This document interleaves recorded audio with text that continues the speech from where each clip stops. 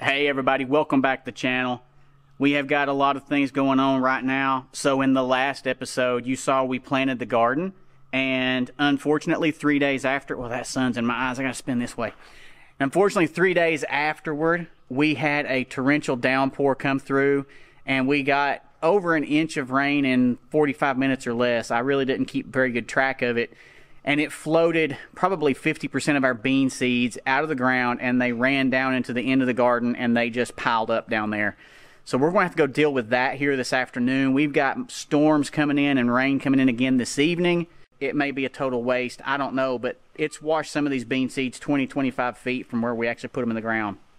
In addition to that, a couple videos ago I talked about needing to get the power steering cylinder changed out on my tractor. Well, that was this morning's job, this morning's project, and I got started doing it. And the neighbor Jack, who you know from our potato videos, I was calling him to ask him some questions, and he's like, I'll just come help you. So he came up here this morning, and he's like, oh, it won't take 30-45 minutes to do it at most.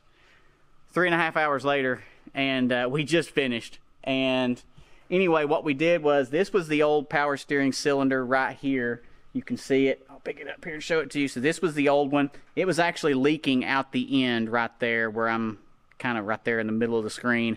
It was leaking out the end. So I had power steering fluid pumping out the end, just squirting out every time I turned the tractor on.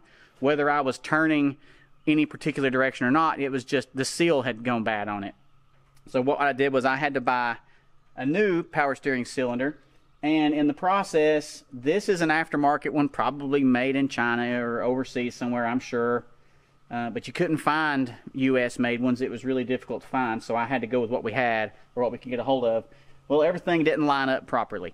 And in the process of trying to get this new cylinder put on, we actually ended up having to totally disassemble this control arm down here on the front end of the tractor. Had to jack the front end of the tractor up. And it ended up being way more involving, and I'm very appreciative that Jack came up, because thankfully I had all the tools we needed except for one, and we just went back to his house to get that tool out of his workshop.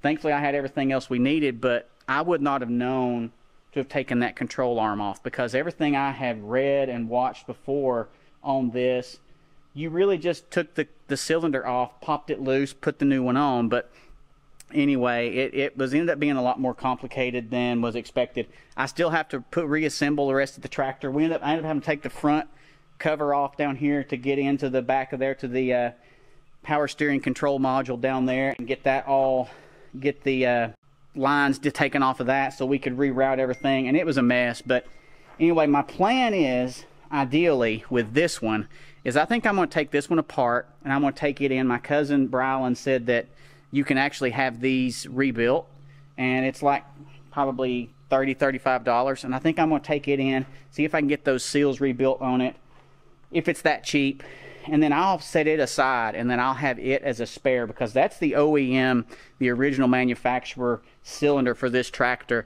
And this tractor, like I said, this tractor is 42 years old, 42, 43 years old now. So, I mean, it lasted a long time.